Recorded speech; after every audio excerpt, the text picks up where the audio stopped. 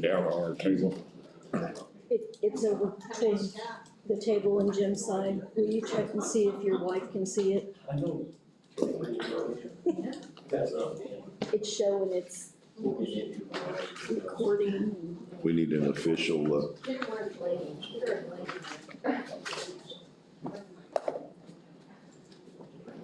I don't make sense. Oh, yeah? We'll be out of here by 8. we're gonna try.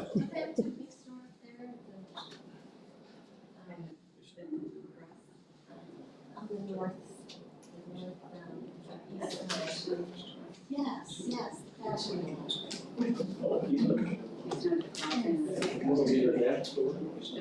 Tell me when you send that, call me. Oh, well, there you go.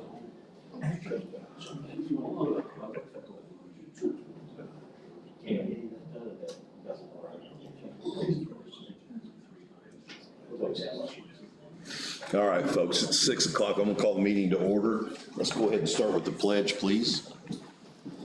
I pledge allegiance to the flag of the United States of America and to the republic for which it stands, one nation, under God, indivisible, with liberty and justice for all. Chris, would you care to lead us in prayer tonight? Sure. Dear Heavenly Father, Lord, we thank you for the opportunity to be here tonight. We thank you for your glory and your grace. Lord, we just pray that the decisions that are made tonight would be solid decisions to further your kingdom, that they would be pleasing to you. And Lord, we pray that everyone would remain healthy and would have safe travels home. In Jesus' name I pray. Amen. Amen. Thank you, Chris. Glad to see everyone here. If you haven't signed in, please do. First on the agenda, I'm going to skip the roll call because we're all here. Approval of minutes. Do I hear a motion to approve? I'll make a motion to approve the minutes from last meeting. Second that. Got a motion by Bob to approve the December 6th meeting minutes, seconded by Dale. All in favor? Aye.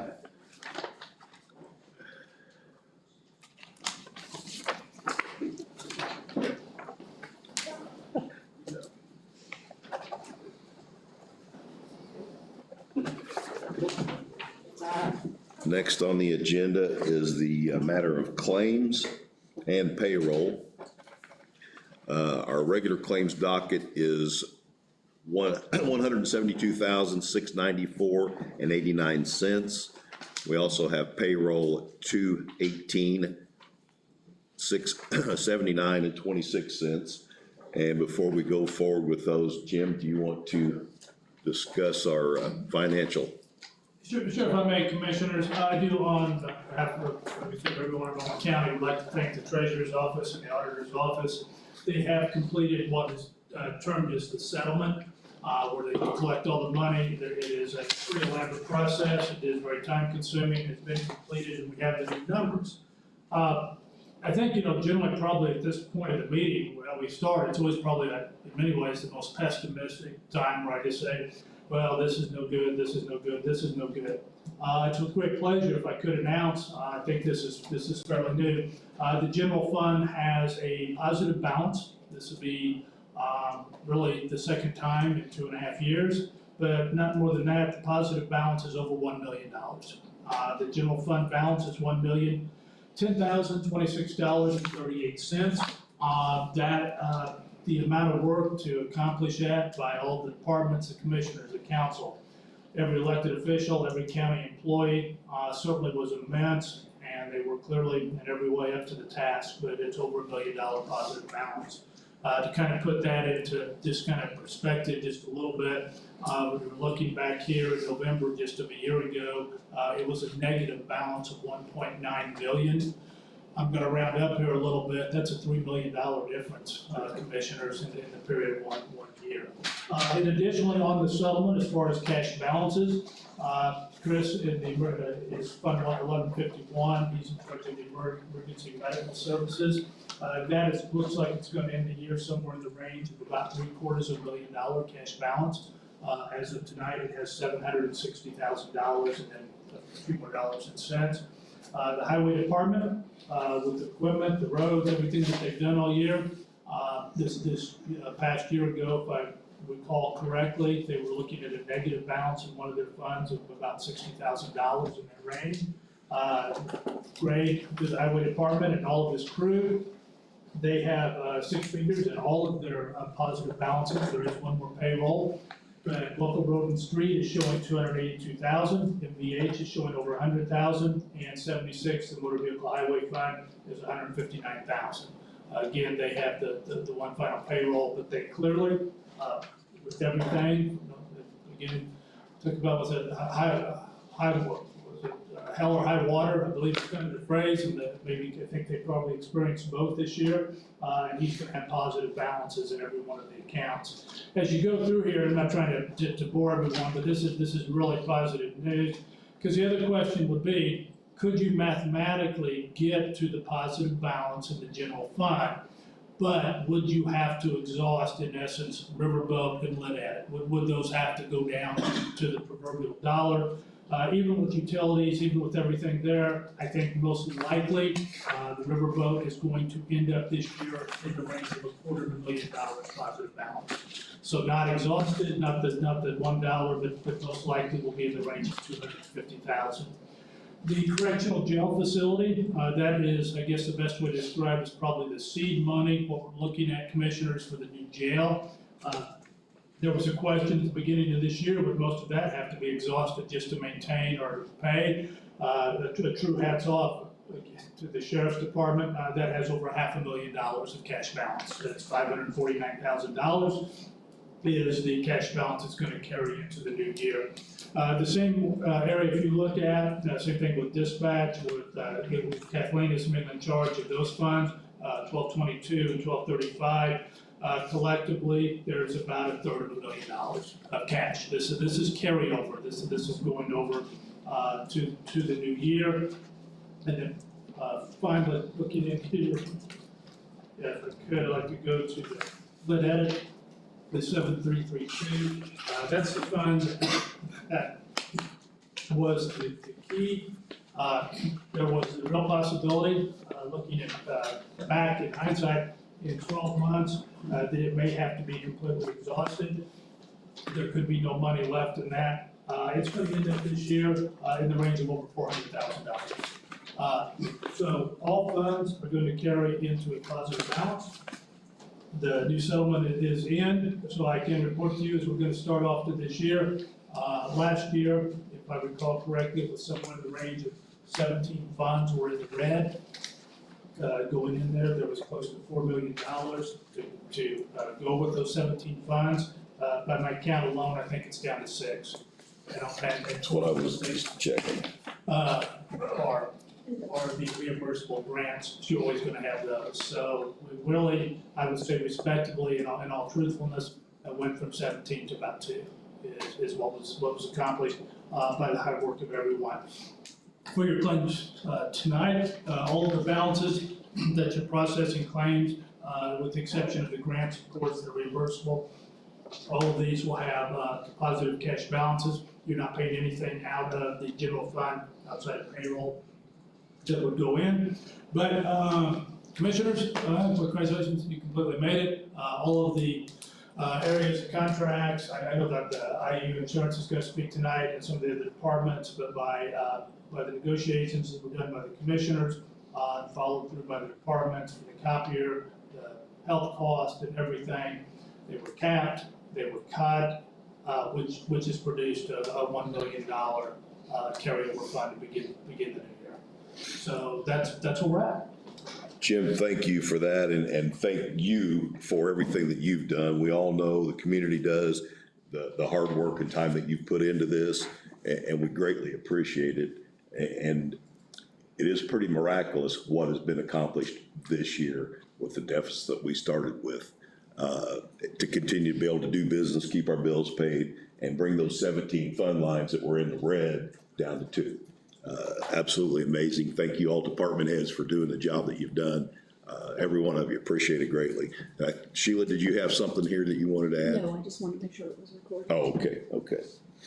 So with all that said, we have the regular claims for December the 20th, $172,694.89. Do I hear a motion to approve? I make a motion we approve. I have a motion by Bob to approve. Do I hear a second? Second by Dale. All in favor? Aye. Aye. Next is the payroll. And I've already mentioned that amount. This is the December 17th payroll. Do I hear a motion to approve? Yeah, I'll make that motion. I have a motion by Dale. Do I hear a second? Second. Second by Bob. All in favor? Aye.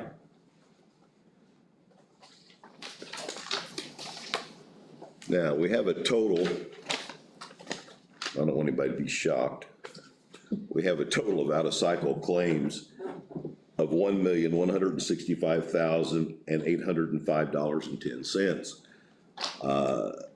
$1 million of that, or just a tad less than $1 million, is for the community crossings that is provided to us by the state. So that doesn't come out of our personal coffer, that comes from the state. We put in $260-some thousand matching grant. So that is a big chunk of this total. So I'm gonna ask for a motion to approve out-of-cycle claims for 12/20/21 for a total amount. And we've already signed off on the one for Milestone because we had to get that out in a timely manner. We've all three signed that one already, but I'm gonna go ahead and tell the amount again, $1,165,805.10. Do I hear a motion to approve? I make a motion we approve those. Have a motion by Bob. Do I hear a second? I'll second. Second by Dale. All in favor? Aye. We're gonna take a few minutes and sign all these because last meeting kind of got lost in the shuffle. And I'll take the blame for that because I had too many papers in front of me.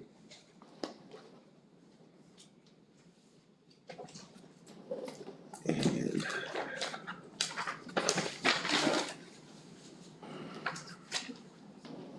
Jim, while we're doing this, if you want to go ahead and explain the ARPA. Sure, yeah, absolutely. Commissioners, after you've completed the necessary signatures, the next item for the agenda will be the American Rescue Plan. The first step in that is each county will designate and set up their plan. That's going to be before you tonight to approve it. This plan can be amended at any time, and the funds are not on any deadline as far as obviously 2021 or 2022 that they must be spent. This is much farther out.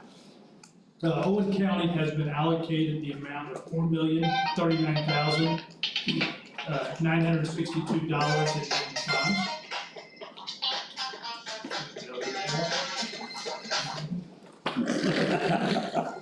The first allotment of funds came in on July 31st of 2021.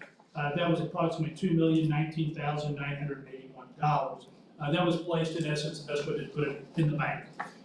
Barnes and Thornburg is a law firm that has a different type of specialty in reviewing and preparing and monitoring these funds. Owen County has enlisted their services to monitor that.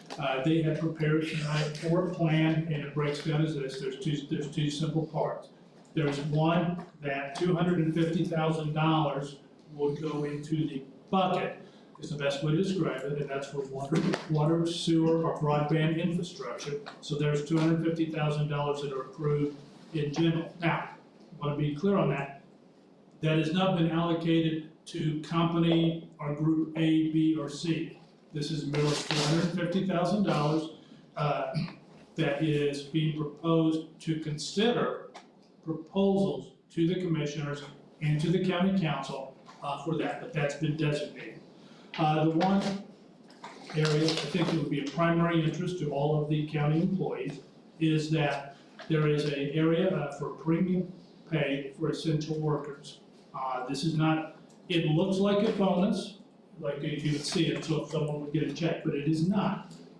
It's a premium pay based upon hours worked during the period of the COVID pandemic. Now, obviously, the COVID pandemic has not been declared over, but for a time period, most likely from, say, January 1st of 2021 to December 31st of 2021, eligible full-time employees and eligible part-time employees, it's been allocated to receive a one-time payment of $2,000 for full-time and $1,000 for part-time. This is step one, and $300,000, according to this plan, have been allocated towards that. Commissioners, if you do approve this plan, it would set forth then, primarily the shift would go to the auditor's office, and would be looking at then determining the number of county employees from that time period, January 1st of 2021 to December 31st. It would need to be broken down then to their position. And what I mean by that, some are appointed, some are elected, some are specialty, some are mandated. So the classifications would have to be put out. Their hourly rate, if applicable, if you know, some are pure salary or exempt, are paid by that, but an hourly rate, and then it would need their total pay for of that calendar year. Now, there's some restrictions on that this premium cannot exceed an additional $13 an hour. So that's why it's necessary to determine everyone's rate of pay and everyone's total pay that they receive. Now, I think the easiest example, the best example would be, let's say hypothetically, I'll just put myself, if I were a part-time employee and I came in and I worked one shift, one 8-hour shift in the year of 2021. I would not qualify for this one-time payment. That's too much of a balloon over. So that's why on the part-time, for the most part, we're gonna have to determine the actual hours that were worked on there. Most likely to then it would be position, were you employed, need a date on that time of what date that someone would be employed. So it could be December 8th, December 31st, we need to qualify the actual date of when you're eligible for this program. Eligibility means, what I'm saying, if someone quit in January or someone quit, previous to that, generally, these programs don't cover that. It's not really a program where you're trying to track down everyone that possibly worked for Owen County during that 12-month period. So we would need a determination date of were you employed on that X date. That would be cut off before or after. Then with that. Jim, can I interrupt you real Sure. quick? Did we not discuss that at our last meeting, that we were going to pick December the 6th, the day, That was my confusion. I couldn't remember if it was the 8th or the 6th. the 6th? Okay, so If December they 6th. were employed with the county as of December the 6th, they would qualify. If they were not on the 5th, so on and so forth, That's yes. fine. That will cover that. Now, then the other part will become, using that date, you're still gonna have some people that will not qualify. Commissioners, respectively, being elected, county council, I would not, those aren't going to be. For the other, like, true elected officials, the standing part is no. There could possibly be something with the salary ordinance, but if someone asks, as of today, for an elected official, it would be no. And then you have a few state employees, primarily, if I recall, I'm probably gonna miss some, but generally the judges, prosecutor, chief deputy prosecutor, those are actually state paid. They obviously work for Owen County, but state paid. So. I'll throw Sam in there. I want to make sure he knows he's not getting anything when he leaves here tonight. I'll give my portion. So in those, so that's what I'm saying, it's not just easy, but the reason I delay all this, it's not just so easy for the auditor to just simply say, oh, we had 125 employees, Right. here's this list, it will take a lot more than that to do. Public defenders also fall in that category because they're contracted. workers. So, Correct. and again, they're contract workers, myself, of course not, any vendor, any contractor, anyone like that, the answer is absolutely no. With that. So these are, I guess your best way to describe it, the true county employees. Now, someone may have a question, then on page 3, it says that Owen County has allocated over 1.4 million to cover administrative expenses. Owen County is not going to spend $1.4 million to administrate this. This is the bucket to keep it in the bank. Let's just be crystal clear, let's just be in every way, because the final other area to think about, there is a great possibility of federal legislation that may change the rules on this, that may the possibility that any community getting under 10 million, they may just say complete local control. So right now, if you adopt this plan, you're allocating $300,000 to premium pay for the county employees as outlined. You're allocating $250,000 to sewer, water, broadband, those areas to hear proposals. You're not awarding any, but it would allow those to come and present those. And the other part, you're putting in the bank for waiting. And then the next assessment, you should be sometime in May of 2022. The other 2 million should arrive roughly in that area, and that would be where the 4 million comes in. Thank you, Jim. And I'm gonna answer a few questions. Marcy had some questions earlier. As you see, these buckets are not etched in stone. We can add money to them, we can move it around. Obviously, those plans, if they come in from water, sewer, whatever they may be, will be adjusted accordingly. I'd say that we should be able to start looking at those plans by the second meeting of the new year. That's my opinion. I know we've got some reorganization to do in the first meetings and some different things. So at that point, we can look at those proposals, and if we need to move funds, it is available. And you heard the county attorney say that that's the fact. So I think it's a very good plan that we've got in place right now. We'll sit on that money, the 1.4 million, let it continue to draw interest. Obviously, if the federal government releases those funds, 10 million or less, which we fall in that category, our county could desperately use roads, bridges, so on and so forth. So we'll discuss that moving forward. And again, 2 more millions coming in about 6-7 months. So I'm going to ask at this time for a motion to approve the Arpa plan and expenditures that has been presented to us tonight. Do I hear a motion to approve? I'll make a motion to approve what's presented to us. I'll second that. I have a motion by Bob and a second by Dale. All in favor? Aye. And at the end of the meeting, if anybody's got any comments or questions, we can discuss those at that time. Jim, I'm gonna ask you a quick question on this. There is no signature line on This here. is just your. Do we need a signature anywhere on any of this? Just in the meeting? Minutes, Okay. we're approving this plan. Just wanna make sure. Okay. Assessor, next on the agenda, Tyler Technologies. Come on up, Kenny. We have discussed this a couple of times and we added some new, Yeah, this is a rerun. it's a rerun, and hopefully we've got it right this time. Yeah, And I think we've got one bid. one bid. So Jim, if you'll open that at this time. Okay, commissioners need to, just a few preliminaries. This is a request for proposal. Now, there's different types. Sometimes you get quotes, sometimes you get sealed bids, sometimes you get requests for proposal. So this is a request for proposal. It is governed by Indiana code, specifically 6.1.1-4-18.5. So there's some requirements the auditor must comply with before you can consider this. So the contract, when we open it up, the proposal has to be on a certain type of form, so we'll have to take a look at that. And also, since it's a proposal, everyone must be given notification. It has to be a public publication stating that the assessor's office is receiving the bids in a newspaper, and it will be awarded to the lowest. Your county assessor has complied with this. Before me, there is a notice to bidders. It specifically reads, but it's very clear. We'll receive a sealed bid for the auditor. It will be read out loud at 6 p.m. on December 20th.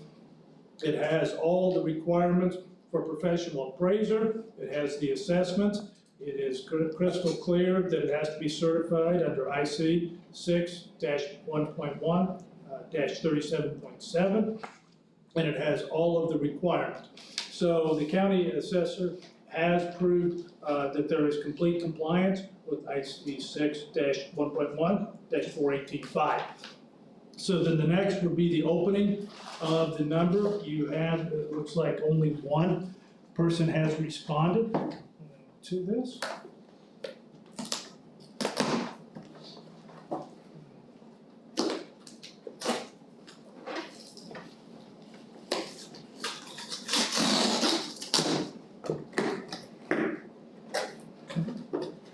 I hate to be around, but he's over Christmas.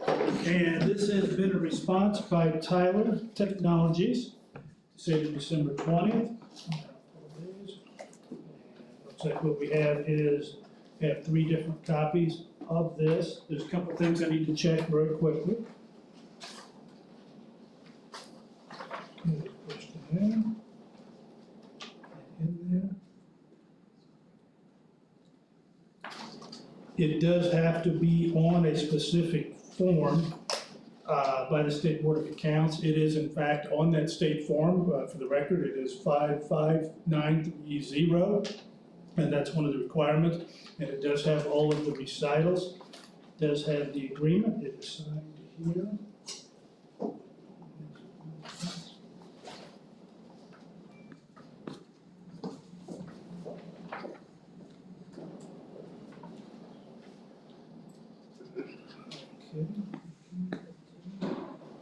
Okay, for the consideration of this contract, it is for starting on June of 2022. It also runs through June of 23, 24, and 25. The consideration of the contract fee is $495,880. $495,880. It is not all paid at once. It's paid in the 4 phases of $123,970. Look it over, Kenny. Did you want to review this for a few minutes and bring it back, or are you ready for them to consider it there? And are you satisfied with their services, the company, as far as any responses or how you used them in the past? We've used them for the past 12 years, I think. Yeah, we're satisfied with it. Okay. And is that price what you were expecting, or in the range of what you were Yes. expecting? Okay, so commissioners, as far as from the assessor has completely complied with all notice requirements. It's complied with the statute. It is now purely up to your total discretion. Would either be to accept this proposal. You may reject all, but this is the only one that has responded. Thank you, Jim. Thank you, Kenny.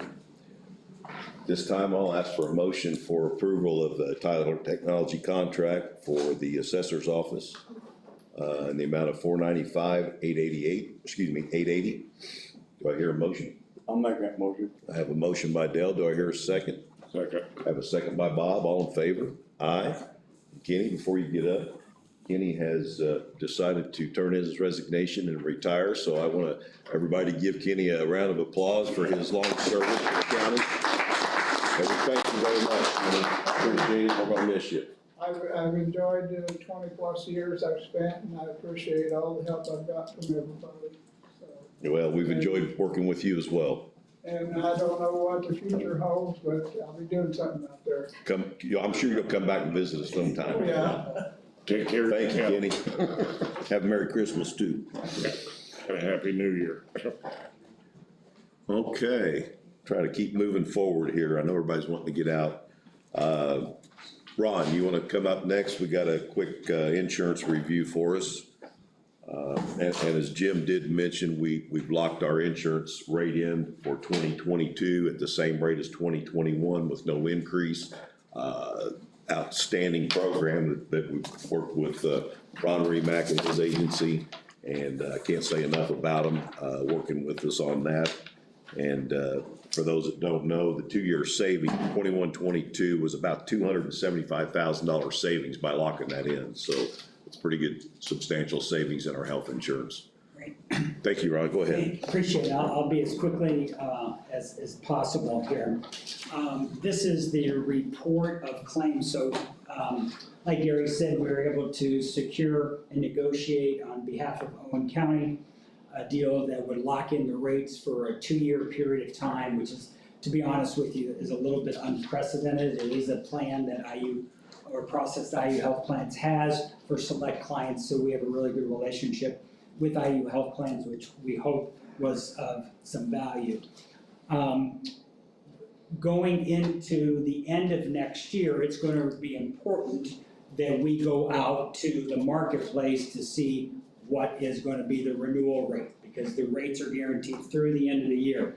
So it's important that we monitor, and this is our responsibility, how claims are going throughout the year. So it's way too early to make any kind of assumption, but just also be assured that we represent Anthem and United Healthcare.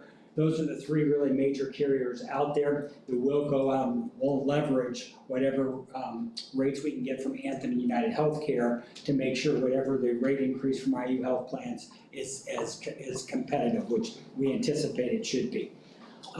This is the entire report. What I've done is taken this out of respect for your time, and I put together an executive summary of things that I thought might be important for you to know. Thanks, guys. There might be one more. Yeah, here. So on this sheet right here, it's just, I'll review this, but I think it's sort of interesting to take a look. Really, we're looking at the last 12 months of claims that they have processed. A couple things. So the medical PMPM is really per member per month. What is the actual cost to Owen County? How much medical costs are actually accumulating? So just in comparison, you are running, for this 12-month period of time, 102% higher than you were the previous year. Inpatient facility costs were quite a bit higher, 347% higher than the previous 12 months. Outpatient was 15% lower, although that's what we've seen a lot with COVID, people just not wanting to go into the outpatient unless they absolutely have to, and then often they get into inpatient. Professional costs, which are the physician's costs, are about 3% lower than they were 12 months, and ancillary costs, which are things like blood tests, x-rays, MRIs, et cetera, were about 8% higher. Pharmacy, very interesting. Pharmacy costs were lower the last 12 months than they were the previous. Generic costs were down 240%. That's huge because your plan pays for a prescription drug card that costs very little if people use generics. And physicians are more and more now apt to give out a generic, which that's all good news because 85–90% of all prescription drug costs are in generic. So 240% lower, that's terrific. Brand name are about 10% lower. Specialty drugs are typically brand new drugs that come out in the marketplace, often for acute types of muscular dystrophy, multiple sclerosis, cancer, et cetera. $3,000–4,000 sometimes a shot, and those costs are just higher, but a lot of that is just research and technology. High dollar claimants, and we consider anybody a high dollar claimant that has over $50,000 or more of claims. It accounts for about 78% of the total claims. That 80–20%, that 80–20 rule, that 20% of your people will account for 80% of the claims is right there. That's no one's fault. No one means to get sick, etc. But this is pretty consistent with what we see with the rest of the block of the business. Medical utilization, you had 11 hospital admissions compared to 8 the year before. The average length of stay, this was interesting, was 8.09 days compared to 3.5 days. Again, just meaning that the people that did go in the hospital had significant issues and their stay was longer. Again, thinking about COVID and the precautions with COVID and the processes around COVID, that is not unusual information to be shared. And there were just so you know, there were 1,700 different primary care physician visits, which was actually 22% lower than it was 12 months prior. Again, there's something called the COVID accordion effect right now, that people would, although it's obviously spiking a little bit more now, but with COVID, people were very sensitive about going to the doctor, and therefore there sometimes weren't as many costs involved. But what's happened is some people that didn't go in to get some services and tests run are now having more difficult of a time. So the industry is sort of looking at this and see how is the COVID thing going to play out, and there's still a lot of unknown out there.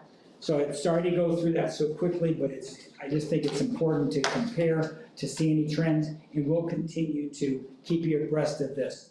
Typically in early October, we'll be coming to you with the IU health plans, bless you, IU health plans renewal will be. One of the things that we have seen so far is for select clients, they are coming back after the first 2-year rate guarantee, they're coming back with a second part of that, with another 2-year rate guarantee. So if we can keep our fingers crossed, have good claims, you qualified with the healthy results, because again, Sherry and Sheila and everybody was great getting the word out. With the Healthy Results campaign, we had just under half of the employees sign up for it, which means they did baseline blood work, they got the results back, the results are totally confidential. You don't see them, no one sees them except the actual employee, but with that information, the hope is that they will go and get medical help if there's blood pressure, cholesterol, things that maybe they didn't even know about. With this program, they then take another blood test next year, and with that, will again, hopefully, will allow us to help negotiate another 2-year rate guarantee. We will hold IU health plans accountable though, by going out in the market with your permission to Anthem and United Healthcare, because that's my responsibility to make sure every dollar that the Owen County is putting in and any dollar that the employee is putting in, and that's not very much, quite frankly, with the abundance that the county government puts into the medical plan, are getting the most bang for the buck. I think open enrollment is going well. Again, Sherry has done a great job. Sheila is always very supportive with our team. Please let me know if you hear anything that is going wrong with open enrollment, but hopefully no news is good news. With open enrollment, they're there also to talk to people about the life insurance, the dental, the voluntary life, the disability, et cetera. That one-on-one communication, you're doing the online process right now, which we think in the long run is going to be very efficient. So, sorry for the long explanation, but I wanted to do it as quickly as possible and let you know that we're on top of it. We'll continue to monitor the marketplace. We'll be back in touch with you to keep you abreast as far as claims are concerned. The other piece of the puzzle, when we do not represent, we just help discern them for other clients, is Proactive MD. I had asked both of them to be here tonight to give us an update. The gentleman from Proactive MD has got a family emergency and wasn't able to be here, but Ron will give us a quick cut. Yeah, and this is just, these are a couple concerns and questions that you posed, and rightly so last time. This is his answer to those questions and concerns. But my recommendation is that we have them come back in January where they have a whole 12 months of analytics, and we can all ask them as many questions as we like. They like to share that the feedback they're getting on the clinic is very good, but at the end of the day, we need to hold them accountable and to see if it's a cost that is worth you paying or not. Questions at all? Sheila's got a question for you, Robert. On your first sheet, the very last thing, when it said that it was down, the 22.5%. Do you Yes. think that's because we do have the clinic? Do you think more people are? I would say that a couple of things. One, I think it's because of COVID, and people just weren't wanting to go out as much. You could make a case that it was for the clinic, but we did have the clinic also 2 years before. So the idea with the clinic, as Sheila has shared, is the ability to go there with typically more accessibility to the clinic, more time with the actual nurse or doctor, and you can also get blood tests, prescriptions for really nothing, usually nothing. Sometimes there's co-pays that would be a lot less than if you stayed with the plan. So my answer would be yes, I believe that is. but let's see what he says and see what his analytics say. Ron, I appreciate it very much, and I know you come in every quarter for us and give us an update, and we'll continue to do that. This one here is the difficult one. This is the year we're gonna decide whether it's gonna make us or break us, and we're gonna move forward or continue on. The county does pay additional for this to save on the other side, and we've gotta make sure that we're saving what we're putting into this. And I know our employees love it, they do. And I'm all for that, but it's all about dollars and cents when it comes down to it. So, I'm gonna ask the department heads, not that you can control it, but keep your people healthy and, keep these costs down, because it all affects all of us, the bottom line, so. And I would encourage them to use the insurance because there's a physical exam on the normal insurance that's free, 100% paid for, and or go to the clinic and give you your feedback on the clinic, and that way we can all assess it and discern. Thank you. Thanks again. Thanks, Sharon. Appreciate it, Ron. Appreciate you guys. Thanks. Merry Christmas. Okay. Beth, I guess you're standing in for, Yes, and Shirley's here too. okay. Any copies that- We're here to have the contract signed for, tourism. Budget has been approved, the packets that you guys got. Jason has gone through and marked anything that we've used as far as advertising goes and all that. This is a standard procedure. Jim had a chance to look over the That contract. was my next question. Jim's went over everything. So, do you guys have any questions? The only thing that I had for you is, which we'd already spoke, is the tourism department put some packages together for the different departments that go out to the different conventions. It's really a big thing, and I think it would be a great thing for Owen County Oh, to yeah. participate in. Right now, what's been going on, and I know Sheila's took money out of her own pocket to go around and put some stuff together. Other departments have. We really need to use our tourism department to do that for us. And Sam, Greg, different people that go to conferences, whether it's sheriff's conference, they have door prizes from other counties. I'm just trying to get our tourism to get involved in that, so Owen County's represented when we go to these things. Hey, if we bring in 5 people into the county that's never been here before, that's 5 more than we had before, so, but yeah, that's, other than that, I get everybody in this county we can get in here. Yeah. That's what we're here for, Yeah. so. One question I've got a complaint that the doors are not open 5 days a week. Well, they are, but due to COVID, they have not been. Is he okay? Is Jason okay if I talk about his situation? Sure. Well, I mean, library's open, we're open. How We come only they're have not? one person though. Huh? We only have one person. And that is not full-time, Yeah, they're not a full-time individual. but they are open Monday through Friday.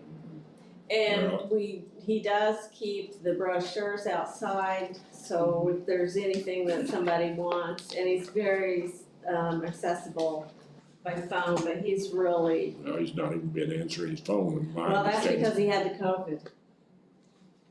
Did you leave a message? Because he's real good about getting back. This individual probably did, yes. I'm just saying, there's some complaints out there. Okay, well, have them direct it to us and we'll make sure things get resolved and, I think that Jason does a very meticulous job. And we stretch him to his limits sometimes. So yeah, if anybody needs anything, give us a call me, you got my cell phone number. We'll be happy to make things right. Yeah, we appreciate that. Again, as we talked about some of the different businesses go around, we got a ton of really nice campgrounds in the area too. We want to make sure that we're promoting those in these packages. Again, I know some of the stuff that I've seen in them, if we can help you in any way, give you an idea of what we're finding in those, don't hesitate to call. I'll be happy to help. I'm gonna make a motion that we approve the tourism contract. Do I hear a second? Yeah, I'll second it. I have a second by Dale. All in favor? Aye. This just requires one signature, gentlemen, so. Sheila, do you need one of these, and then the other one goes back to Beth, is that correct?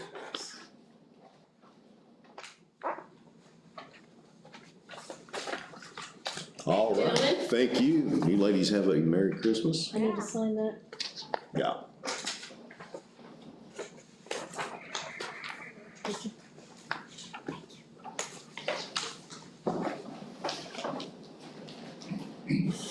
I got redevelopment on here. I'm not really sure. She had to leave, she told me that it was nothing, sir, nothing important, but she had words. Okay, not a problem. Next meeting. All right, timber sales. Jim, you want to discuss that? It's, unfortunately, it's not thousands of dollars, it's minimum, but. Sure. Commissioners, there's timber sales, and it's governed by the statute in Title 14. It's 14-23-4-5 that allows for 15% of the net receipts harvesting timber in the state forest where the county is located. Owen County has an ordinance that allows, if it's over $1,000, that you can exceed that distribution. Last year, the distribution was $6,592.09. So that applied. It's my understanding though this time it's around $49 per unit. So it just requires your just approval, but there is already an ordinance and the statute. Unfortunately, really neither one of those apply because it's so low this year. Just need to make a motion to approve. And what's the amount, 40? I think it was like $49 each. 4205. 4205 each department, okay. Do I hear a motion to approve the timber distribution, 4205 each? I'll second that. I'm gonna make that a motion, because I didn't make a motion. Do I have a second? Got a motion by Dale, do I hear a second? Second. Second by Bob, all in favor? Aye. Aye. Fire department guys, it's not much money, but it's a little bit. Okay, Jack, tornado siren agreement. Is that the ERS wireless? Yes, Okay, I don't believe there's any change to the agreement from past years. It is a 2-year agreement. The county council has budgeted the amount for me to pay it. I'm certain that Jim has reviewed it, because him and I discussed it on Friday. And I've had very, very good luck with this company in the past. They've got a good technician that services us here, and yeah, got a total of 12 sirens that we're taking care of, yes. correct? Jim, is there any issues with this? No, just a couple things to bring attention. The cost of the contract is $4,750 per year, so this actual contract totality is $9,500. It does have an automatic renewal, just something to keep in mind 2 years from now, in case they don't present another agreement. If for some reason the county didn't want to terminate it, we just would need to kind of bookmark that within 2 years for the day. There's two type of maintenance plans. This particular one is the value service maintenance program. Just a couple of things it doesn't include, but neither one of them did. If they have to do, like actually replace or repair the battery, antenna, or belt clip, that is not covered. So there could be some additional cost, but I think that's standard in every agreement. I mean, I don't think, it's like we were expecting that, but just another thing. But it's all in order. It's really, really straightforward. Rules of Indiana would apply, so no concerns. Yeah, and you test these batteries annually anyway, don't you, Jack, or every so often? I have the batteries on a rotation schedule. Right. And in last year, I done that myself, saved the county some money. I would like to mention though, we have these things, like some of them are on school property, some of them are on, REMC just puts them on their poles in some places. We had to just kind of put them where we could get them. And like for the ones at the school property, the school allows us to put it there, but we actually, and they provide the electricity as far as the paying per month. But if something happens with the hardware between the breaker box and, excuse me, the siren, the power, we're responsible for that. And that's not covered under this agreement. Okay. And we have run into a couple things, one at the high school, one at the McCormick's Creek, I remember that one. Usually that's a lightning strike thing. We've been very fortunate. Past ERS has said, we'll take care of this and then you just get us power going again. So, but to think that, everything's covered for the next 2 years, that's really not the case, but we usually don't have much trouble with electricity going to them. All right, thank you, Jack. All right, gentlemen, do I hear a motion to approve the ERS wireless contract for the tornado sirens? I make a motion to accept the ERS contract. Oh, that. I have a motion by Bob, second by Dale, all in favor? Aye. Thank you, guys. Merry Christmas. You too, Jack.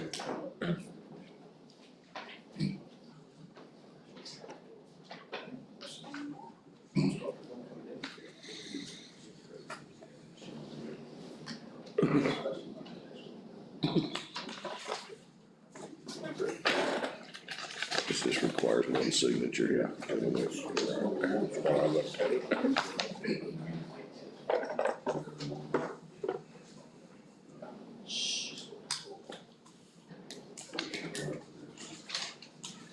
What else is up here next? Sam, I'm gonna move you up next. You got anything? The only thing I'm gonna say is, my family to yours, I wish you nothing but God's blessings and have a Merry Christmas. And if you don't have anything for me, I'm going to depart. Stay safe. You do the same to your family, Sam. Another good year. Thanks to everybody for all their hard work. I know it's been a tough year, but hats off to Greg Melton and his staff, 911 dispatch, EMS, county departments, Jim. Your hard work, can't thank you enough. The council, commissioners, Sheila. It's been tough. It's all been tough for everybody, but, you know, I'll make the request that I made a few meetings back. I think it's at a council meeting, and I mean this from, you know, bottom of my heart. We gotta come together as one group, one unit. We gotta put God first. He'll lead the way, he'll open doors no man can close, and close doors no man can open. But until that day comes that we all sit around together and let the differences go to the wayside, we're gonna be struggling. So I'm hoping in 2022, we'll take off that way and have a great year. We got some good news tonight with the financial part. We've got a lot of room to grow, and we need to grow together and not apart. So, I agree with that, Sam. I think we got some good things coming. We just need to make sure that we're all pulling together in the same direction. amen. Amen. So, other than that, I'll be leaving unless there's needs. One question, we were talking about the lights down at the storage units. Did you get John from Elite? It's already got to, I'll take care of it. Okay, Don't worry about it. It's all done. I know you and I talked about that, so. They're on, they look good. So, we don't have that to worry about anymore. I do have one pole light that was left over from our reorganizing the parking lot that they're gonna come and put up as well. They put something in the ground, a sonic tube or concrete bolted, so they're gonna do that and all the lights will be up and running and we'll take care of it, it's no problem. Very good, thank you. Chris, I want to pull you in front of Greg here. Greg always has a lot, so John told me to tell you tonight too, Greg, keep it down to a minimum. He's wanting to get out of here. He hit you up too? Greg must have made someone mad. I think they're saying he talks too much or something, I'm not sure. I'll give you guys, it's okay, yeah. I'll give you guys what I got back from request for a quote. Sheila, here's one for you. You want me to? I just need to read the statute part of it. Chris is coming to you tonight. He has a vehicle. The vehicle would be priced under $50,000. So the statutes that apply, it's Indiana Statute 5-22-2, and it's Owen County Ordinance 2018-02 as amended by 2019-0031. Chris is going to propose a purchase of a vehicle. Both the Indiana statute and the county ordinance require and demand that the purchasing agent, and this would be Mr. Lunsford, would find quotes from at least 3 persons known to deal in the lines or classes to be purchased. The purchasing agent shall mail or email an invitation to quote to these persons, allowing them 7 days to respond prior to the day's date. You would decide today if there's a satisfactory quote. If there is a satisfactory quote, it must be contracted to the lowest responsive offer, and you may reject all quotes. It is under $50,000. And I can report I was at the meeting on December 13th. The Owen County Council did approve an appropriation of $50,000 for the new vehicle. And as of today's date, as far as is there money in the cash fund, the EMS fund is showing a cash balance in the positive of $760,339.74. So all those are satisfactory. So Chris will have the 3 quotes. They should be read out loud and then provided to the auditor. Okay, gentlemen, I requested from 3 different automaker or auto sales groups. One of them just basically told me they couldn't get fleet vehicles. They would be happy to sell me a Silverado at their cost, but just come up, pick one out, and they'd sell it to me at their cost type thing, and that's not what I was after. I was after the Tahoe.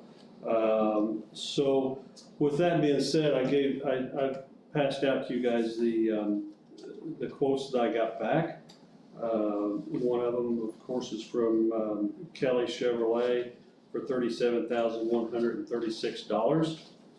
The other one was from Community Chevrolet, and I requested for a 2021, and that's what Kelly came back with.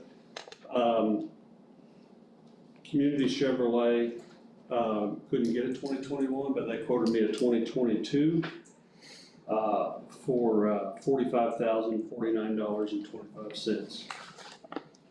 If you would, just the name of the third company that was not responsible. Andy Moore in Plainfield.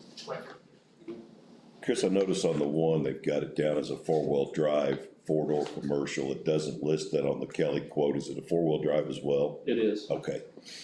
Yep. I know that that's important, and I didn't see it on here, so I just wanted to make sure. And It is. I'm assuming that Kelly, with the lowest bid, is everything there that you wanted as you needed? Yes, sir. It's basically the same as what we've got now: rubber floor mats, cloth seats. They did do an upgrade in 2021 where the vehicles, the SSVs, that's what we had quoted, was an SSV, special service vehicle. Right. It's kind of a stripped down model. They did put aluminum wheels on them this year, so if it is decided to, don't be surprised if it comes with aluminum wheels. It's not anything that we spent extra on. It was a standard option. If it's included in the price, it is what it is. Yeah. Gentlemen, have any questions or concerns?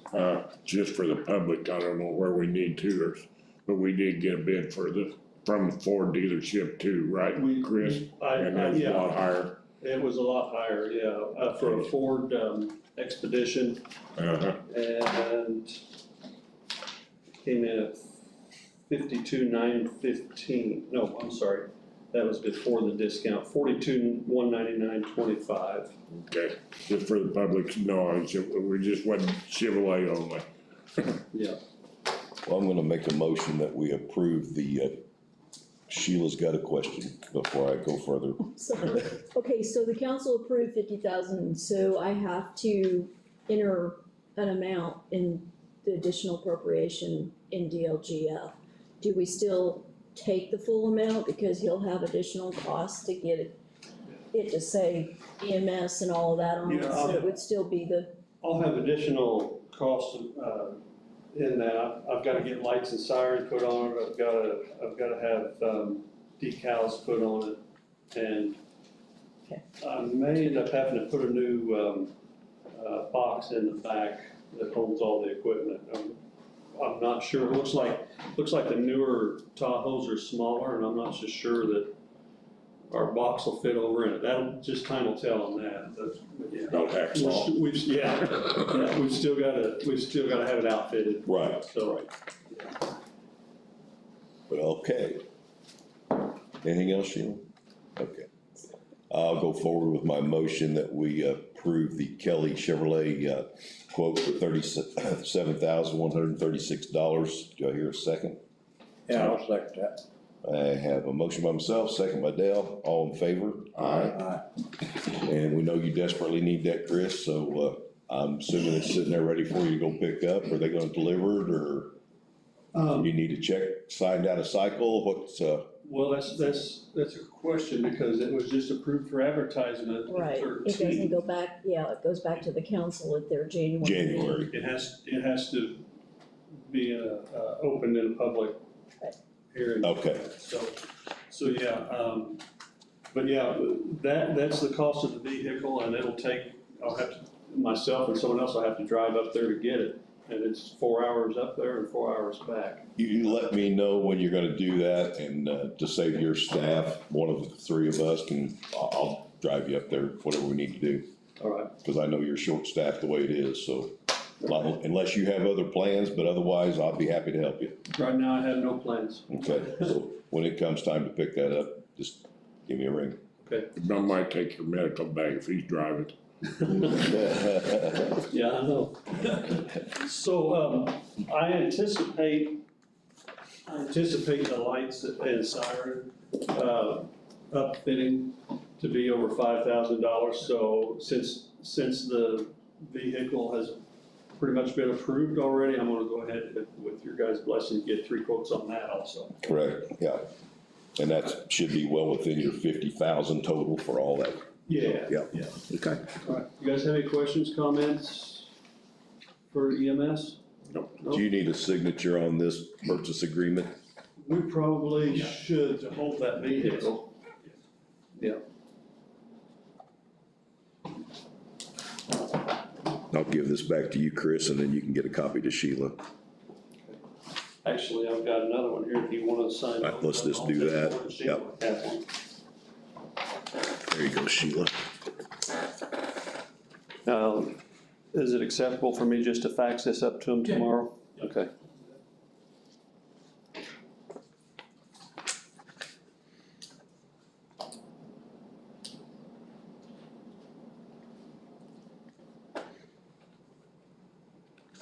There you go. Thank you, sir. Thank you. Any other business? No? I think so. Merry Christmas, if you're leaving. Merry Christmas to you. I think we're staying. How long are you? It shouldn't be too long. All right, Whatever, it doesn't. go ahead, come on. Okay. We'll do 911 next. Okay, so, pretty quickly, staffing was dismal and staffing has continued to get worse. So I was down 3 people. I had the person leave on Thanksgiving, a person leave December 17th, and then today was another employee's last day. On Sunday, I received an email from my newest hired employee, resigning effective immediately. So that puts me 4 short. So I have 5 trained staff to run 4 rotations, 4 shifts. How many on each shift? 2 shifts have 2, and then 2 shifts have 1. So again, one of the employees, which makes 6 people, has been here just a little over 45 days, so he still has some training and some learning to do. I am actually going to be working 12-hour shifts, Monday through Friday, and then picking up any weekends that are not covered. So I will be at a console, I will not be in my office, so if you need something, I might be slow to respond or get you whatever you need. because I will be working a shift, answering phones and dispatching. I apologize now, Chris and Sam, but you're gonna get to hear me. So the good thing is I have received one complete new hire packet, just one. Had an interview with that person today, offered him a job, and he's starting tomorrow. So that is good. I believe that he's gonna be a good addition to the center. He comes with a little bit of some knowledge of public safety in the outside world. It's just gonna be teaching him dispatch's way of doing things. I am trying to get some additional applicants. I'm sending out lots of applications, but I'm not getting completed applications back. The hire that you just took on, did you think that the pay increase had anything to do with that? No, he applied prior to. Right, okay. So I did see an influx of people requesting applications after the pay increase was approved. Again, they have not completed the application and sent them back to me yet. So right now I have a total of 4 applications. I've sent assessments out and I've received 1 back. So we will see what happens. I have given them until Thursday at 4 p.m. to send them back to me. So hopefully I will hear something in the next couple of days from some of these people.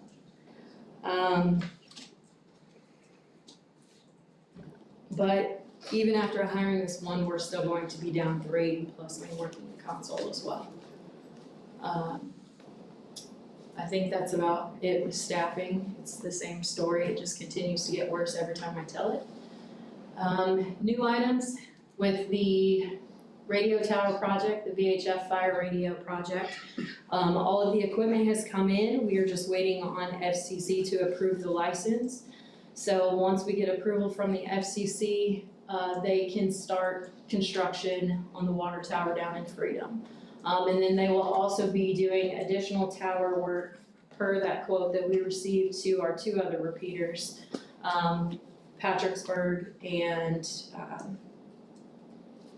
Hoosier Energy, because we're gonna make those bi-directional. It's just gonna update the system. We should have better coverage throughout the county on our VHF fire radios. Our CAD project is kind of at a halt at this moment. I know that you're aware of the situation. So 4th phase came out Wednesday. So the plan was to move training CAD over, get that up and running, because if we could create the pathway to training CAD, then production wouldn't be as big of a deal to get moved over. We are having issues with training CAD being able to communicate with Zerker itself. So right now we have the training CAD upstairs in the dispatch server room. I was on remote sessions all day today with Zerker, and they're testing all of their stuff out to see if it's an issue on their end. They don't believe it is. It's possibly a network issue on our end, which is gonna be 4th phase, FortiGate, filters, and all of that IT junk that 4th phase gets to figure out. So again, we're coming into Christmas. I'm hoping to get some answers quickly to get this project finished, because we're getting ready to go on a week with it, and it's ridiculous. I know, you know that I've been pressing very hard, and will continue to do so. Yeah, The last I heard, it was, it's Zerker, yeah. yeah, Zerker was the holdup at that point, so. Yeah, so we're still not 100% sure if it is a Zerker issue or if it's a Owen County network issue. And here's gonna be the other problem. With our previous IT mess that we had, figuring that out may be Yeah, difficult. yeah. And I hate to say that, but we know what kind of mess we've run into, so. Yeah, so, I don't pretend to understand, pathways and ports and all of that kind of stuff. I don't get You just paid. want it to work. I don't get paid nearly enough to understand any of that stuff, so, yeah, we just need it to work. So, if you guys were not aware, we did get raises passed for dispatch at the council meeting last week.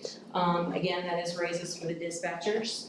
So, I didn't take a raise myself, but we're working through it. We're gonna figure it out. We have lots of overtime coming up. and going into the holidays, but I have a good group of people, they're all willing to step up, they've all come to me multiple times, adjust my shift, do whatever you have to do to make staffing work, so. Well, we appreciate everything you're doing, and while you're in here with Chris and Greg, the 3 appointed positions of many, on the average, what do you 3 work a week? Well, And I want you to be honest. during the last storm, I worked 108 hours in 2 weeks. 65 to 70. So, but A week. usually somewhere about 70. I'm about 55, 65 hours a week. Something that's gonna have to be addressed. Well, it's a lot of it is like what she's saying, I'm sure what he's running into is shortage of people that wanna work, and then the people that do wanna work, Pay scale. pay scale is. And I've addressed that more than once. Okay. A perfect example, I'm sorry to interrupt, and they have their own problems, but we received a phone call over here, we've had a culvert failure. When we're done, when we leave this commissioners meeting, here I'll go climb in a backhoe with a dump truck and go fix this hole because people don't answer the phone. Our people are burnt out, they're tired of working, and we are coming into December, for them, it's getting cold outside, who wants to go stand in a wet, cold hole and mess with a washed out culvert, like I get that. My people are burnt out, we work 12-hour shifts, and I'm asking them to pick up their 12-hour shifts on their off rotation, and it's just, it's hard, people are tired. Well, I feel for you guys, I do. Comp time doesn't pay the bills. We've got to do something with our overtime situation for sure. Okay. I'll keep working for you, you know it. So, that's about all I have. I can't think of anything else. Do you guys have anything for me? Get some rest whenever you can. I'm going home to turn around and be back in at shift at 6 a.m., so I'm gonna leave. Get out of here. Cause it's a long haul. All right, Greg. Kathleen, Merry Christmas to you. Yes. Be safe. Merry Christmas. Thank you. I'd like to echo what Sam had to say earlier, commissioners, and thank everybody involved in what we've had to do to make this budget do what we were able to do. It was with everybody's cooperation that we were able to do that. I would especially thank Jim, Commissioner Burton, Councilman Keith, and Robertson for their help along with Sheila. It was definitely a team effort with my budget this year.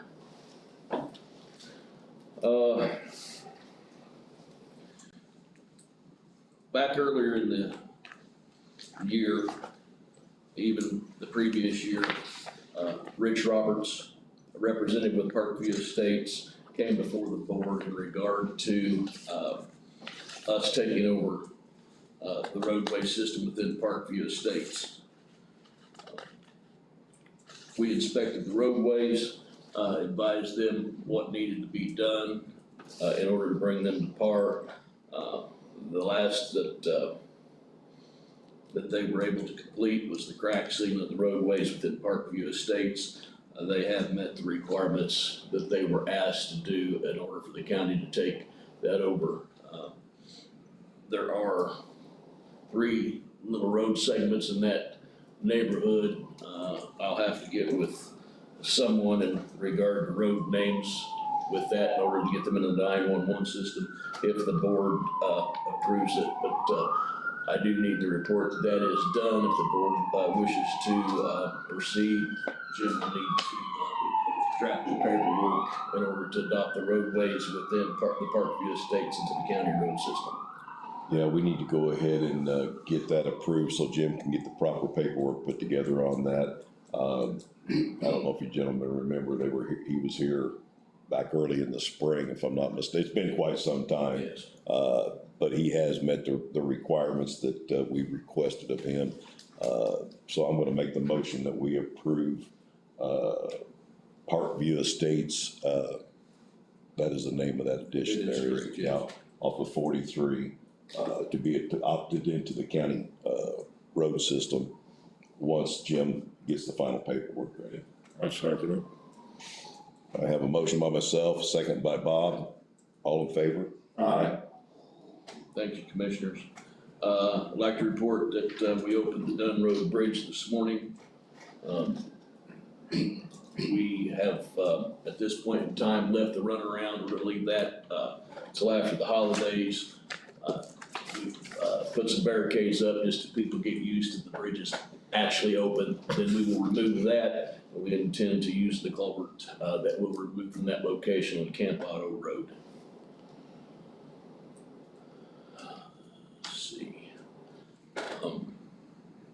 Nextly, I've asked Jim, and he could probably explain if need be, to rebid section B of our bituminous yearly bids.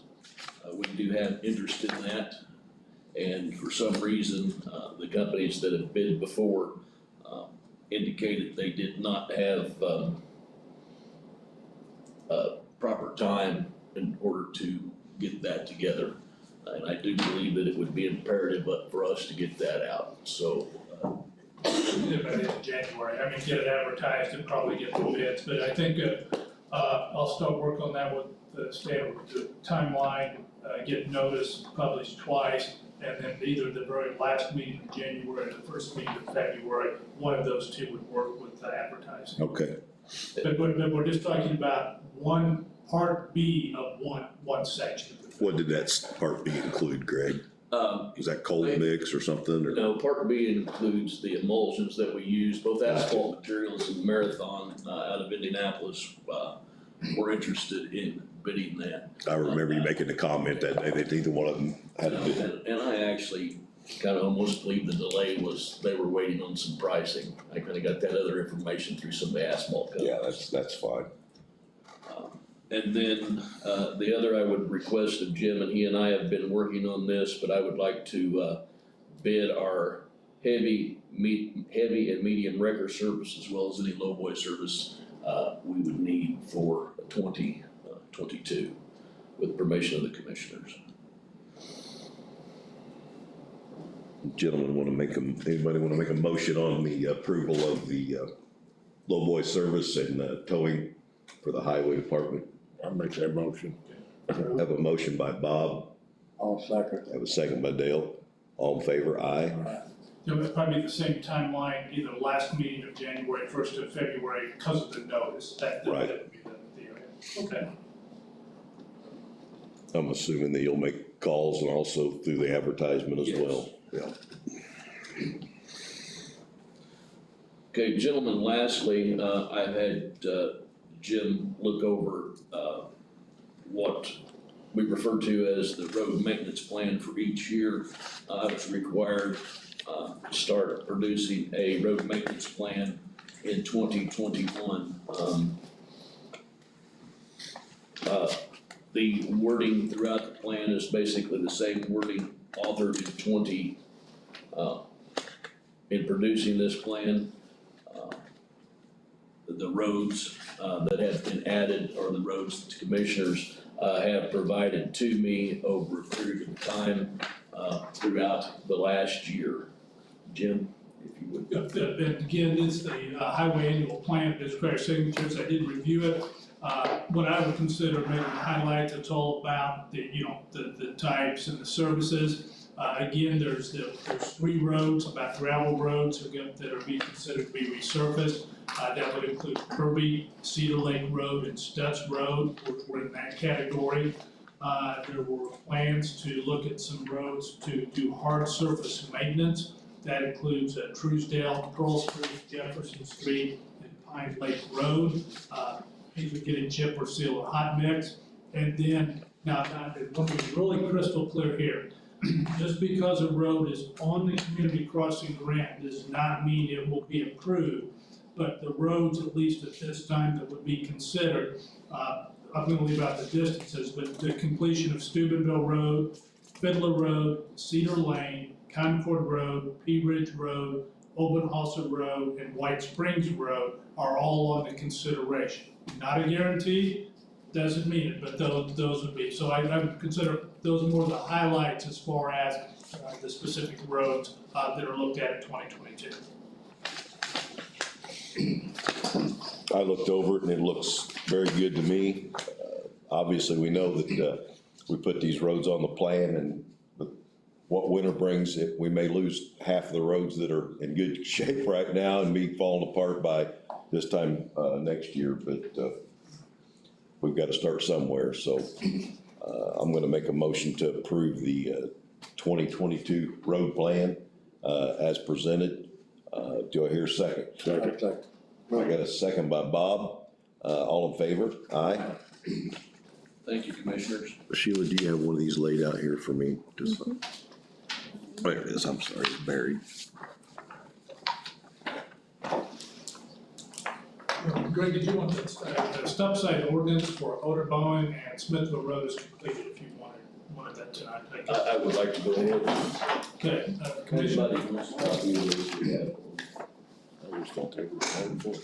Commissioner, this is a very short ordinance, but it's, I believe it's the last meeting, there was a request to put a four-way stop sign at Audubon and Smithville Road. For this year, this will be ordinance number 2021-047. This is an ordinance establishing stop signs at the intersection of Audubon Road, which is 1325 West, and Smithville Road 200 North in Owen County, Indiana. Whereas Board of Commissioners of Owen County desires to maintain its streets under its jurisdiction and control to be safe and secure from dangerous traffic patterns. Whereas the Board of Commissioners of Owen County finds the proposed ordinance will promote the health, safety, comfort, and general welfare of the citizens of Owen County. Now therefore be ordained by the Board of Commissioners of Owen County the following: Section 1, this ordinance establishes a four-way stop at the intersection of Audubon Road, Church Road, at 1325 West and Smithville Road 200 North in Owen County, Indiana. Section 2, all motor vehicles approaching the intersection of Audubon Church Road at 1325 West while traveling both east and west on Smithville Road 200 North shall come to a complete stop at the said intersection before proceeding to the said intersection. All motor vehicles approaching the intersection of Smithville Road 200 North while traveling north and south on Audubon Church Road 1325 West shall come to complete stop at the said intersection. Section 3, that the Owen County Highway Department shall erect and maintain traffic control signs at the intersection of Audubon Church Road 1325 West and Smithville Road 200 North. Section 4, any person is violating this ordinance shall be subject to a fine of $100. The operator shall be liable for any and all costs incurred by the Owen County for the prosecution to collect said fine, including but not limited to the court costs and attorney fees. This ordinance shall be in full force and effect immediately upon its adoption and publication by law, passed and adopted by the Board of Commissioners of Owen County, State of Indiana, regular meeting held on today's date of month, 2021. Owen County Board of Commissioners, Gary Burke, President, Robert Craig, Vice President, Joe Du Bois, Commissioner, attested by Sheila Reeves, Auditor, and that is 2021-47. Thank you, Jim. So I hear a motion to approve ordinance number 2021-047, establishing stop signs at the intersection of Audubon Church and Smithville Road. Yeah, I'll make that motion. Dale's got a motion by Dale Du Bois. Do I hear a second? Second. Second by Bob. All in favor? Aye. The only other thing, Commissioners, I have to report is we had another grader vandalized. We've got it repaired, but, we're getting in a dire situation where we can't leave anything anywhere. This grader was, parked directly across the road from a residence that, we've been able to park for a long time, so either the person wasn't home, at the time, or it may have been in the middle of the night, but, resident is elderly, therefore, maybe they just didn't hear, but it's a constant battle. And our only other alternative besides surveillance is bringing that equipment in every night, which really isn't feasible. But I just wanted to make you aware. Gentlemen, Greg and I have talked about this, and he's correct. To load this stuff up every night and bring this equipment back in is just way too costly. We don't have enough employees to do that. Our other option is for these graders, backhoes, excavators, is to possibly buy trail cameras, and set these up, on these pieces of equipment. We can move these cameras from job site to job site. Greg and I have discussed that. He felt that that was a good idea as well as I do. So it's well within the cost factor of him spending the money how he sees fit. But I recommend that Greg purchase some trail cameras so we can set these things up on this equipment. We've had 2 graders vandalized at a cost of probably $20,000 on the 2 ballpark, I think. And I think we had a backhoe or something else that was just, yeah. So for the cost of these cameras at $100 a piece, it's well worth setting them up. It's gonna take some time, every time we have equipment to set these cameras up, but it's gonna be a lot cheaper than hauling equipment back to the shop every time, so. If you guys are good with that, I think that's, so we don't need to take a vote on it, but it's just something that Greg needs to pursue. I do have one other thing, if you guys don't have anything, I had a request from Marley Road, it's a gravel road off of 67 going into Gosport. There are no speed limit signs on that road. I looked at our ordinance book and could not find any. The citizens out there requested 2 speed limit signs at 25 or 30 mile an hour. So I would like to get Jim to put us an ordinance together for that road.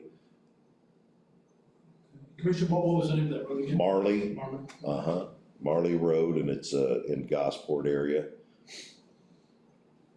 It is a gravel, Jim. Okay. It makes a difference what we lower the speed to. Yeah, they requested 25, so I'd like to honor that for them. Not that it's gonna slow anybody down, but maybe it'll help. But there's absolutely no speed limit signs on it now at all.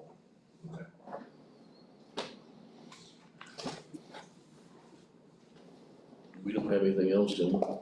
I've got something for you, just for your. I met with Bill Williams earlier today. Very good. If you don't need this any longer, we're gonna get out. You go home, go fix a pipe or get rest. Guys, appreciate your hard work, and Merry Christmas to all of you and your family. I will buy you shortly what's out there. Okay, yep, give me a call here short. Guys, be safe. Thanks. Okay, next up is the resolutions for the 2022 holiday and pay schedule. Commissioners, these are actually very, very short resolutions. These are put out every year. The first resolution is 2021, number 29, and this is the resolution establishing the 2022 pay schedule for Owen County employees. There is an exhibit A, it requires some signatures on A, that way it can be put out to every single one of the departments. This was prepared by the auditor's office. There's the due time, the date they need the payroll in, and then the date that will be paid, 26 payroll period, no benefits. So. Give me that resolution number one more time. 29. So it's resolution 2021-29, and this is for the pay schedule.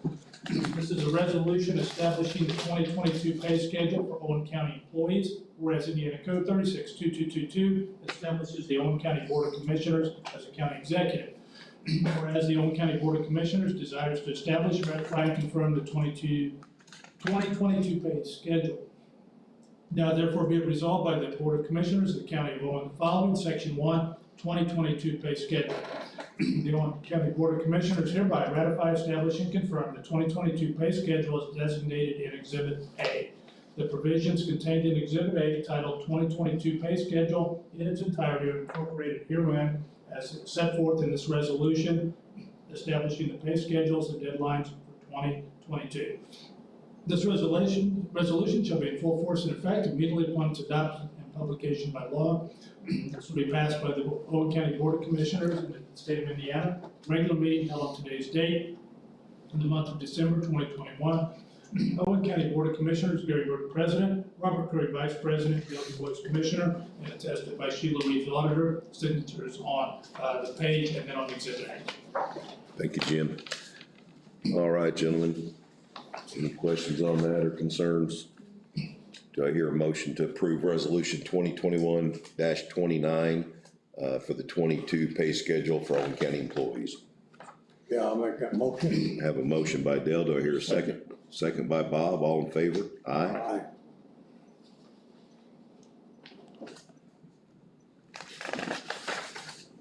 There's 2 pages here, gentlemen.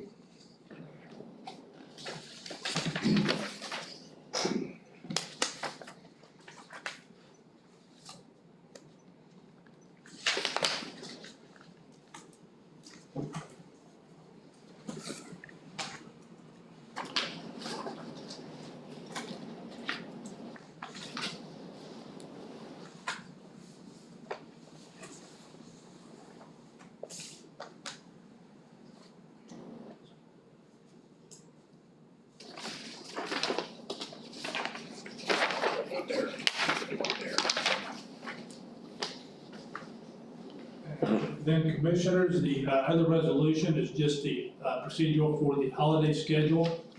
The year 2022 is an election year, so there will be 14 holidays rather than 12. This is governed by Owen County Personnel Policy 305, and these are the 14 recognized holidays as it's been for several years. This is Resolution 2021-30. A resolution establishing the 2022 holiday schedule for Owen County, Indiana, whereas Indiana Code 362222 establishes the Owen County Board of Commissioners as county executive. Whereas the Owen County Personnel Policy 305 specifies the recognized holiday for the Owen County employees. Now therefore be it resolved that the Board of Commissioners of the County of Owen, the following Section 1 holiday schedule, Owen County will grant holiday time off for eligible employees as specified in Owen County Personnel Policy 305 for the following days: New Year's Day, Martin Luther King Day Jr., Good Friday, Primary Election Day, Memorial Day, Independence Day, Labor Day, Columbus Day, General Election Day, Veterans Day, Thanksgiving Day after, Christmas Travel Day, and Christmas Day. This resolution shall be in full force and effect immediately upon its adoption, publication by law, passed and adopted by the Board of Commissioners of Owen County, State of Indiana, a regular meeting held on today's date of December of 2021. Owen County Board of Commissioners, Jerry Burke, President, Robert Cray, Vice President, Doug Board of Commissioners, Sheila Auditor. This is Resolution 2021-30. Thank you, Jim. All right, gentlemen. Do I hear a motion to approve Resolution 2021-30? I do. The 2022 holiday schedule. I've got a motion by Bob. Do I hear a second? I'll second. Second by Dale. All in favor? Aye. 3-0, Sheila. There you go, sir.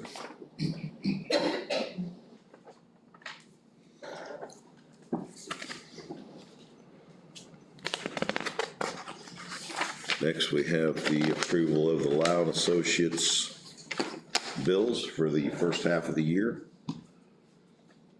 Commissioner, if you don't mind, could just briefly kind of explain, these actually would, if proceeding, would be on the claims docket for the January 4th meeting.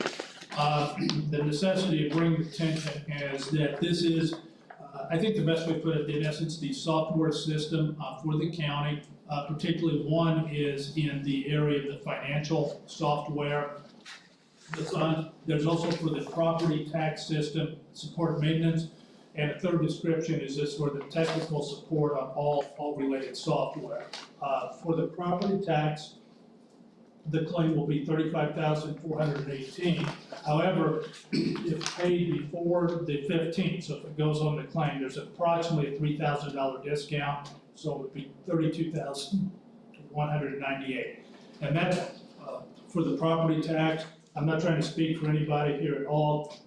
I would just say that I do recall, at least from the auditor's office, saying that this was essential that they keep the allowed for the property tax. Again, I'm not giving a pro or a con on that, but I'm just saying that just by remembering that's been expressed, that has worked well. The training service is $15,171. Again, I'm not going to make any comment used or not, but I will say at the meeting, it is up to Owen County to use the systems, the training, the budget, the programs. LAO will not monitor and say, pay, in essence, now I'm making up a word here or a phrase, Lau's not gonna call and say, we see that you have not used this particular project, that they're not going to do that. And I believe one of the agents for Lau specifically said that, it's up to Owen County to make sure they use the system. And the financial system is, basically the system that is used to settle the accounts, the funds, and all the departments. That bill will be approximately $13,574. Again, all three of these are discounted. If they go on the claims docket on the 3rd, they are for 6 months. The one thing that I know, I believe there's been several meetings, and just a summary, is in putting a time management program, it seems to be incompatible. At least that has been demonstrated by other vendors. For example, the Payroll come in and said that if an outside vendor comes in and they have a time system management, it does not synchronize with the Lao system. That has been also verified by Lao. They say that is correct. It does not. So the only, to bring this opinion, if I were to give an opinion, and I've not been asked, I would say that I think commissioners in all candor, it would be very, very, very difficult. I mean, why not say the same word 3 times, but to execute a change in the final week of this year and start a whole brand new program in January.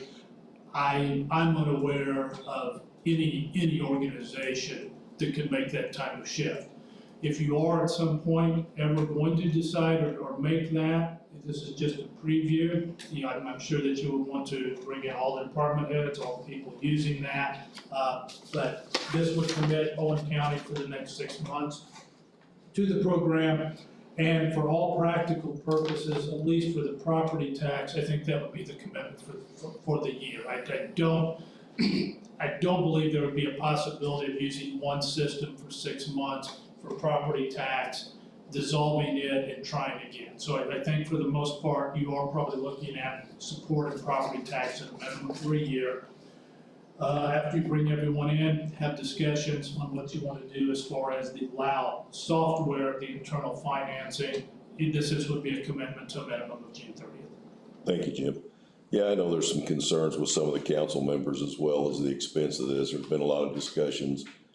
And obviously, we're not gonna do anything midstream. It is being looked at, and will continue to get time management worked into this program. I think there's some other counties fighting the same issue. I've seen some emails that Sheila has forwarded, and they're finding out that Lao is incompatible as well. So, but at this time, I'm gonna make a motion to approve the Lao invoices for $15,171, $35,418, $13,574. Should I hear a second? Can we just add for the January? For the January, yes, claim cycle. Make sure that we take care of the, take advantage of the discount, Madam Auditor. Do I hear a second? I got a second. I'm sorry. Got a second by Bob, all in favor? Aye. Aye.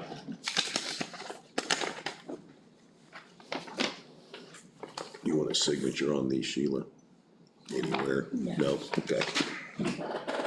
All right, elected officials and department heads. Come on up, Diane. I just want to say we, in the treasurer's office, were successful in completing our portion of the settlement. And we also were working with State Board of Accounts, which had a lot of compliments to our office for our controls and our procedures. So we expect a good report from the treasurer's office. We're looking forward to our exit interview to see how that all comes out.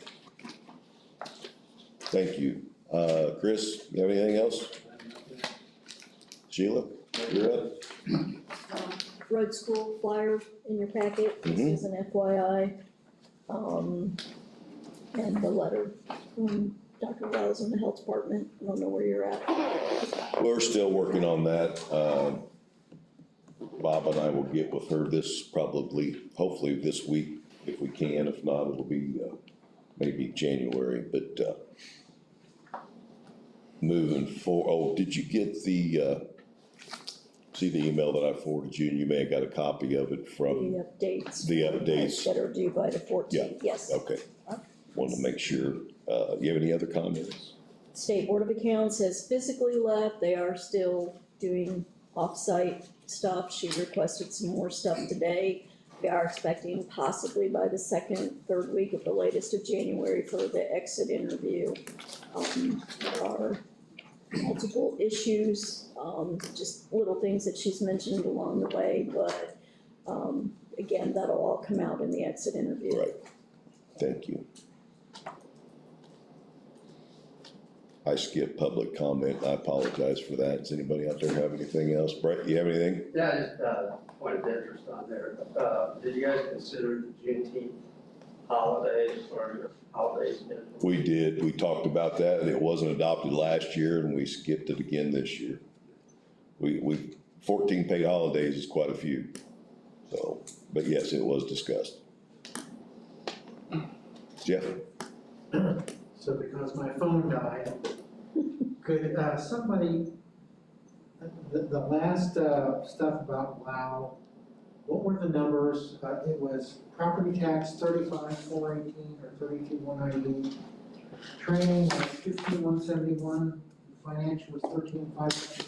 Those were Yeah, we have the property tax, support and maintenance, $35,418. Technical support is $15,171. okay. And financial license and support is $13,574. Thank you. And Jeff, if you'd like copies, I got them right here. Thank you. Anything else, Sheila?